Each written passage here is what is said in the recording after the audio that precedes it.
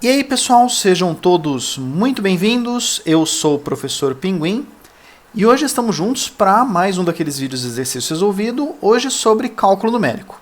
O tema desse vídeo, desse exercício de hoje, é sobre quadratura gaussiana. Quadratura gaussiana é de todos os métodos para você resolver integrais numericamente, que é você pegar uma integral e calcular o valor aproximado dela, ele é o método que tem a teoria mais pesada, no entanto, ele é o método que tem as contas mais simples. Então esse vídeo ele vai ser um pouquinho diferente do que a gente está acostumado, onde a gente vai passar mais tempo falando da teoria em si, do que fazendo as contas propriamente ditas. É uma coisa característica, não necessariamente desse exercício em si, mas desse tópico como um todo, de quadratura gaussiana. Espero que vocês gostem do vídeo de hoje, bora lá, vamos começar?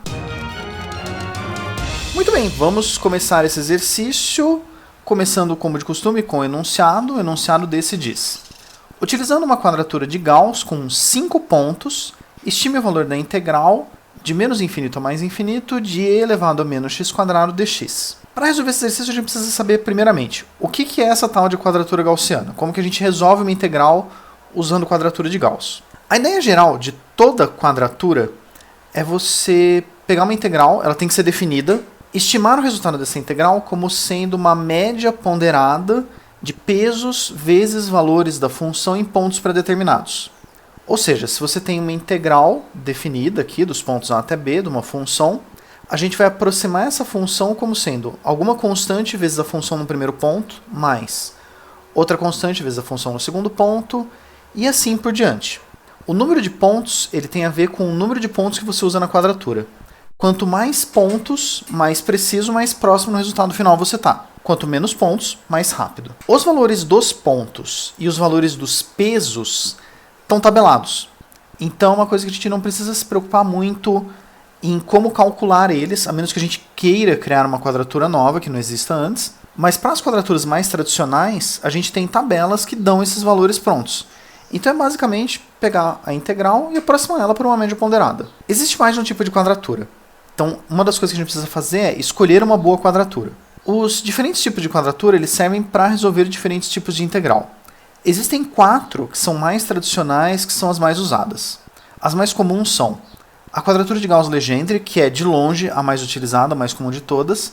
Ela é útil para quando você tem alguma integral que você consiga reduzir para a integral de menos 1 até 1 de uma função qualquer. Que ela basicamente resolve qualquer integral que esteja bem definida no intervalo fechado. E aí, se a integral não estiver de menos 1 a 1, a gente pode fazer uma mudança de variável para cair nisso. Tenho a intenção de fazer vídeos no futuro onde a gente trate esse caso que a integral está definida, mas não de menos 1 até 1. Outra coisa é a quadratura de Gauss-Chebyshev, que ela resolve integrais que podem ser redutíveis à forma integral de menos 1 até 1 de qualquer coisa dividido pela raiz de 1 menos x quadrado. O que vai indicar que a gente deve usar essa quadratura é que esta integral, apesar da função estar bem definida no intervalo de menos 1 até 1 aberto, ela não está bem definida nas bordas.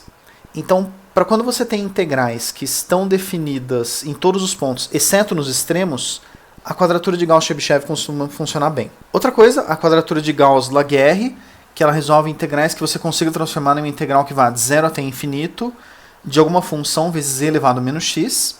Essa também é fácil de identificar quando a gente vai usar, porque basicamente você tem um limite numérico e um limite tendendo a infinito ou menos infinito.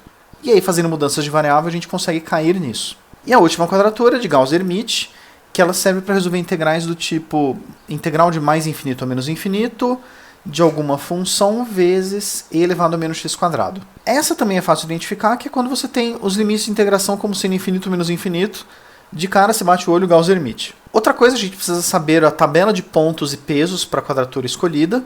Isso você encontra em qualquer bom livro de cálculo numérico. Ou em tabelas pela internet.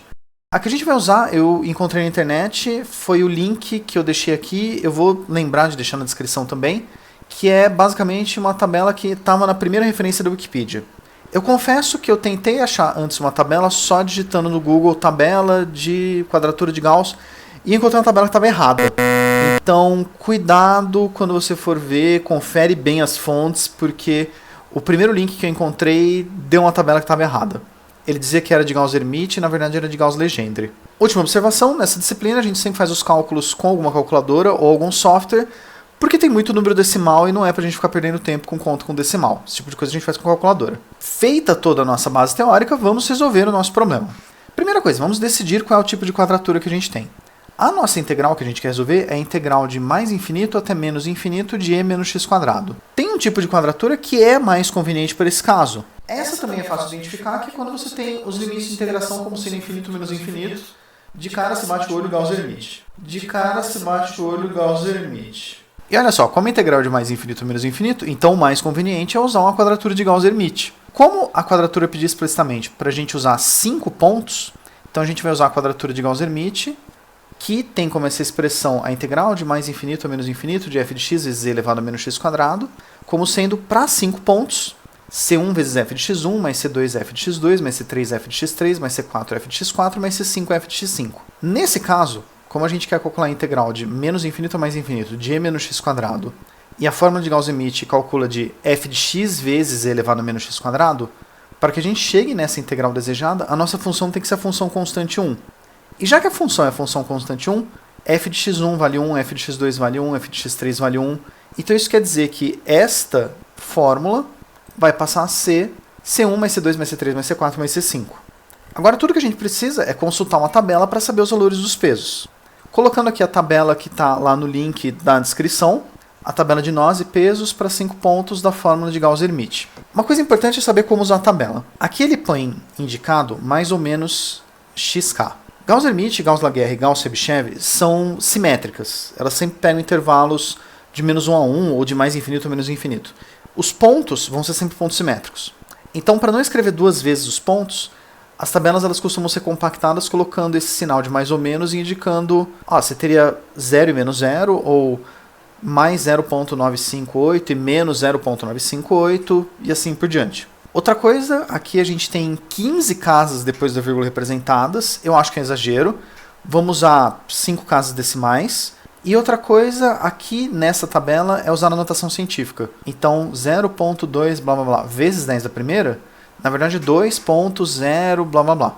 E 0,199 vezes 10 a menos 1 é na verdade 0.0199 blá blá blá. Tem que ter cuidado com isso. Fora isso, vai ser só substituir os valores. Então, o primeiro peso que a gente tem para o ponto 0 é 0.9453, arredondando aqui a quinta casa, que seria um 8, passa a ser 31. Aí os próximos dois pontos, que seriam mais 0,95 menos 0,95, para as duas o peso é 0.3936. Esse 1,9 passa a ser 2, então a gente tem esses dois valores aqui. E os outros dois últimos pontos, que vão ser mais ou menos 2.0 alguma coisa, vão ter peso, cuidado com a notação aqui do 10 a menos 1, 0.01995. Então, aqui estão os 5 valores. Agora, esses 5 valores a gente consegue, com uma calculadora, somar eles tranquilamente. Vai dar 1.77245. Esse resultado final, vamos dar um destaque maior ainda.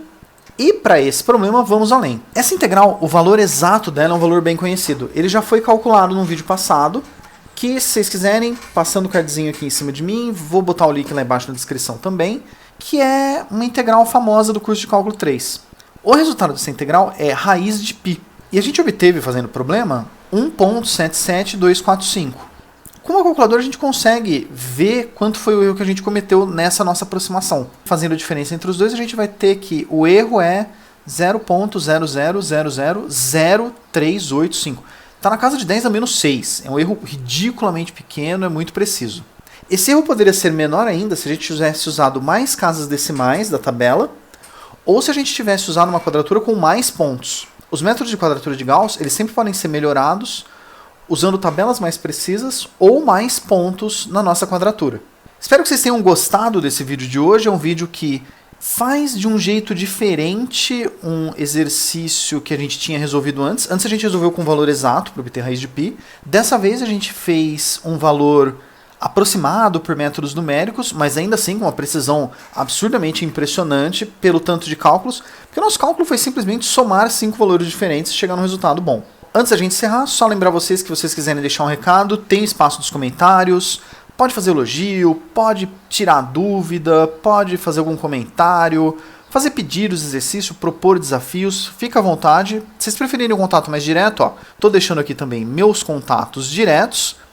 E só encerrar agradecendo vocês por terem assistido esse vídeo, espero que vocês tenham gostado, e eu espero de verdade poder ver vocês no futuro. Até a próxima, pessoal. Obrigado.